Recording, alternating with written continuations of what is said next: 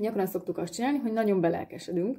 Szerintem a nőkre ez nagyon jellemző, hogy nagyon lelkesek leszünk, annyi tervünk és ötletünk van, és most ezt mindet megcsináljuk, tök jó dolgokat, információkat gyűjtünk, ötleteket, akár listát írunk, hogy mennyi mindent fogunk beépíteni, és milyen jó lesz, és teljesen átalakulunk, és aztán a kezdeti lendület és lelkesedés az alább hagy, mert rájövünk, hogy ezt nem tudjuk mindet megcsinálni, és ebből lesz az, hogy akkor végül semmit nem csinálunk, mert nyomasztó lesz, frusztráló, és van elég feladat amúgy is az életünkben, és ez is átvált egy ilyen kényszerbe, abból a lelkesedésből, amiből indult. És erre egy tök jó gyakorlat az, hogyha lebontod egészen kicsi részekre, olyanra, amire azt gondolnád, hogy hát így meg se éri, nincs is értelme elkezdeni az egészet, annyira jelentéktelen, viszont pontosan így fog felépülni az, hogy látod, tapasztalod azt magadon, a belső kis negatív hangod, aki mondjuk lebeszél róla, vagy elégedetlen, hogy na, megint nem csináltam meg,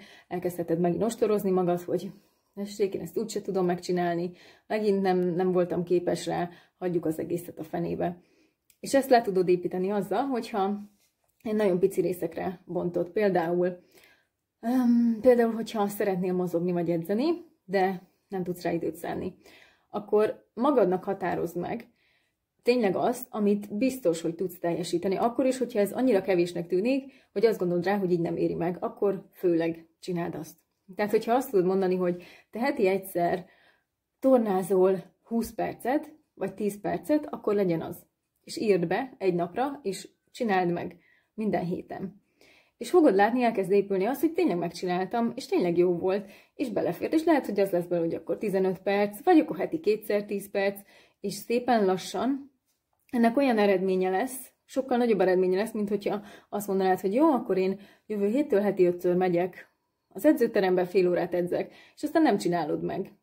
Mondjuk nem csinálod meg egyszer vagy kétszer, és aztán érzed, hogy de hát te nem ezt ígérted magadnak, ennek így nincs értelme, és hagyod az egészet a fenébe. Szóval bontsd le nagyon kicsire. Vagy akár arra, hogy minden nap, holnaptól 5 perccel korábban felkelek. Vagy 5 percet meditálok. Vagy 5 percet naplózok. Bocsi. Vagy hogyha nem is minden nap, akkor egy héten 3-szor. Tényleg annyira picire bontsd le, ami biztos, hogy lehetséges, és innen kezd el majd szépen fokozatosan növelni. És fogod látni a sikeredet.